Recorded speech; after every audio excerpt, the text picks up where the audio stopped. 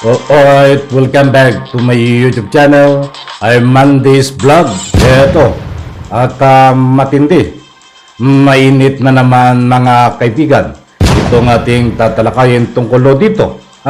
Inabot na ho ito ng ilang linggo, magdadalawang linggo na ho, ay hindi pa rin naaresto itong si Kibuloy. At bago ho ito, ika nga po dumating sa punto na nilabasan ng warrant of arrest sa Senado, ay dumaan ho sa ika nga po umaatikabo na harangin ng mga tagapagtanggol ni Kibuloy itong paglabas ng warrant of arrest.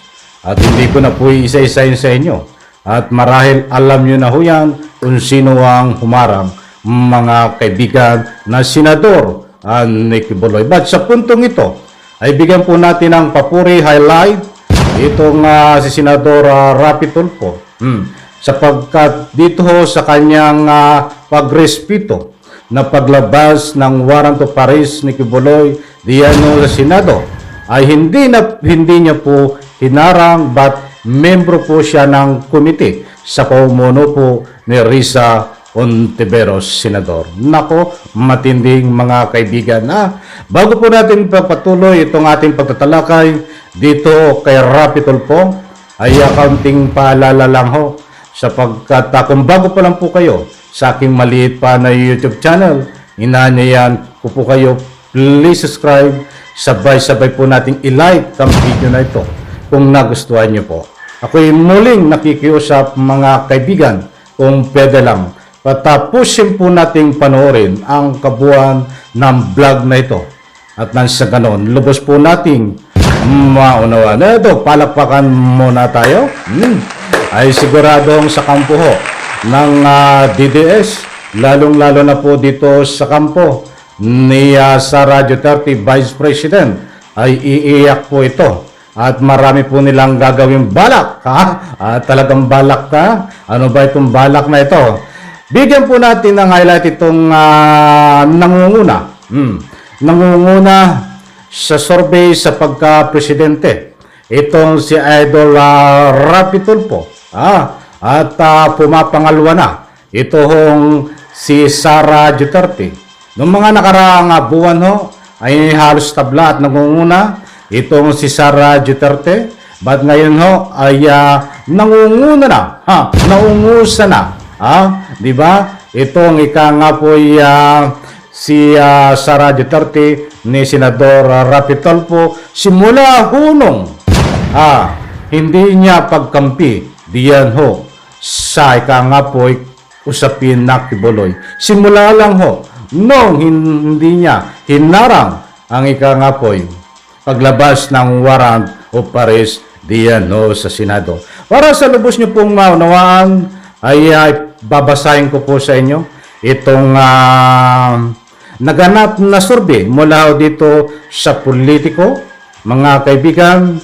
At dito po ay nakakuha si Rapi Tulfo ng 35% at 34% mula naman dito kay Sara Duterte. Yan po ay tinatawag na sa pagka-presidente, mga kaibigan. Pagkatapos ko pong basahin ito sa inyo, ay magbibigay muli tayo na patuloy na pagbibigay ng public opinion dito. Isang punto lang lamang. Rapi Tulfo holds narrow lead over Sara Duterte as top 28 presidential beat polls Asia survey. Eto, pagpapatuloy ko po. Senador Rapi Tulfo and Vice President Sara Duterte are statistically tied at the top presidential contender for 2028. Where the polls is a survey showing the neophyte lawmaker ahead by just 1% over the country second highest elected official. Result of the poll conducted from March 6 to 10, 2024 show that 35% of the Tulfo president in the 2028 election were to be held during this survey period. Duterte, meanwhile, was choice for the president of 34% of respondents. Trailing behind in the presidential survey was former Vice President Leni Robredo with 11%. Okay? Wag na po natin ituloy doon sa Vice President. At dito po tayo ika nga po bigyan ng highlight itong dalawang ito na ika nga po mainit na usapin. Sapagkat alam nyo ay pag-usapang politiko ay ngayon po ay nagmamainit na nagpapakita ng pagkadesperado. Itong kampuho ni Sara Duterte, kampuho ni Digong, hindi ko na po isa-isayin sa inyo dahil panay yung banat. Nakapisto na yun, nakapisto na ho ang ating kasalukuyan na Presidente Bongbong Marcos ay panay ang banat nitong kabikabila sa kampuho ni Digong at sa kampo ni Sara Duterte. But dito sa puntong ito ay palakpakan po natin si Idol Rapi Tulfo. Isang papuri. Iyan po ang ika nga po hagupit sa iyo ng taong bayan. Iyan po ang magandang hagupit sa iyo ng taong bayan. Marami ang meaning ng hagupit Ang kagandahan lang ho dito. Kaya sa hagupit ni Idol Rapi Tulfo ay magandang hagupit sa iyo ng taong bayan sapagkat simula ng ikaw ay nanindigan dito sa usapin na Kibuloy.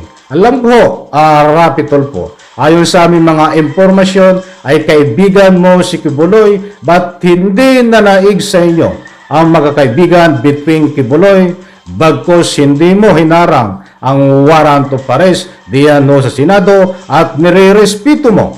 Hindi nanaig sa inyo ang pagkakaibigan nyo at nanaig sa inyo ang isang tunay at tapat na senador na magsilbi sa Republika ng Pilipinas. That's why yan ang ganti sa iyo ng taong bayan. Yan ang hagupit sa iyo ng taong bayan. Maganda ho ang ganti sa iyo ng taong bayan.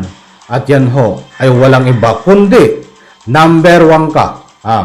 Na ika nga po'y napupusuan ng mga kapwa ko botante, ng mga mahal o taga-subaybay na 2028 ikaw ang napupusuan ayon sa survey na pwede ka at qualified para maging presidente 2028 bagkos itong iyong kalaban na si Sara Duterte ho ay ika nga ay utay na bumababa o ang rating. Yan naman ang matinding hagupit kay Sara Duterte. Matinding masamang hagupit ang patuloy na pabagsakin ang kanyang rating dahil ho, hindi naman po lingid sa inyong kaalaman. Nagbabase ho sa kanyang mga galawan bilang isang Vice President. Ay isang sample na lang ho, mga kaibigan. Vice President ka ng iyong ng bansang Pilipinas, itong si Sara Duterte. Na ipagnagawang ipagtanggol si Kibuloy. Nagawang kampihan si Kibuloy. But ang taong bayan ho, hindi niya magawang may pagtanggol. Katulad na lang ng nararanasan diyan po sa West Philippine Sea ng mahal nating mga mamamayan na pumupunta diyan na nakakaranas ho ng pagigipit ng China. Wala pong nasabi, pikumang bibig ni Sara Duterte, but pagdating ho sa usapin kay Kibuloy ay nagawa niya pong ipagtanggol si Kibuloy. Okay, abat hindi natin pabahin doon. Dito na tayo kay Rapi Tulfo. Maliwanag po mga kaibigan. At sa lahat ho, ako po ay nirerespeto ko ho. Bilang kayo ay aking taga-suporta ng maliit na YouTube channel, hindi ko po sinabi sa inyo na ika nga ho, ay suportahan natin ito. Ay kayo na po ang bahala. Buhat po sa inyong kaibuturan ng inyong puso. Kung ano man ang inyong public opinion dito kay Rapi Tulfo, kung susuporta ho kayo dito sa pagiging number 1 sa survey, at kung siya ay tatakbo bilang presidente ng Pilipinas, ay kayo na po ang magsabi. Ayoko po kayong pilitin. Mga kaibigan, gusto ko ho ay bukal sa inyong kaluban. Bata ko ho, malayo lang is nung last year pa ho. Ako ay nagsasabi sa pagiging senador ay suportado ko siya at siyempre kung siya po ay tatakbo ng pagiging presidente, ito pong channel na ito ay handang tumulong at sumuporta. Hindi po ito magbabago hanggang sa uli, mga kaibigan, hanggat hindi po siya nakakapisto bilang isang presidente na full support po ako sa kanya. Hindi po lingid sa inyo yan na sinasabi ko sa aking maliit na YouTube channel. Bagamat malayo pa po ang eleksyon, kung sila po ay nakakapaghanda, mga kaibigan, tayo rin po ay may karapatan maghanda. May karapatan po tayo kahit malayo pa ang eleksyon, ay may karapatan po tayong pumili. That's why ginagawa po natin yan. Alalahanin po natin ang lahat po at tandaan ang lahat po na nga po ay senador Nicky Buloy. Hindi ko na isa-isahin, alam kong kilala niyo yan.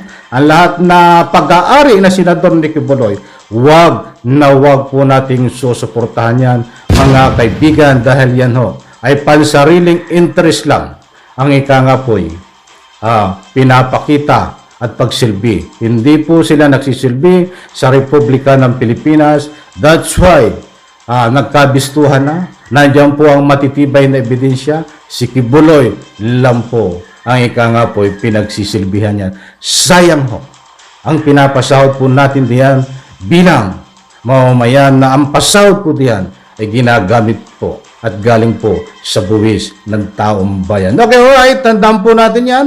Ako po ay hindi magsasawa bago mag-eleksyon para hindi po natin makalimutan. Bagamat malayo pa, hindi po ako magsasawa na banggitin itong mga traidor na senador.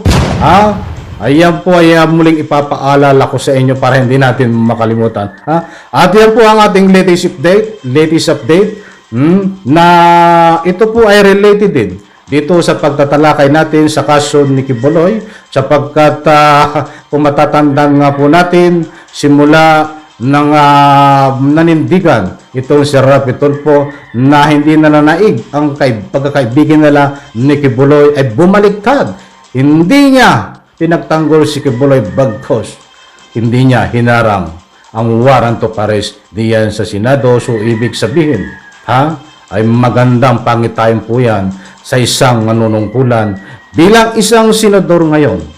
At siyempre malaki pong nga po'y pagkatao ng isang senador ay malaki din po ang tsansa niya na maging isang presidente. Datapwat sa ngayon po ay top 1. Naungusan niya itong si Sara Duterte sa pagka-presidente. Huwag iiyak kampo ni Digong. Asahan po natin.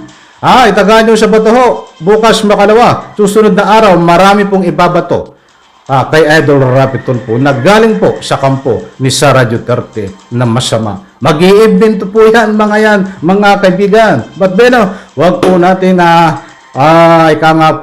saka natin talakayin. Kulang na po tayo sa oras. At muli po, pagpalain po tayo lahat. Diyan po sa comment section, inaanyayahan ko po kayo. Pili po kayo mag-iwan ng inyong public opinion. Isang like lang po sa video ng ito. Maraming salamat. Pagpalain po tayo lahat.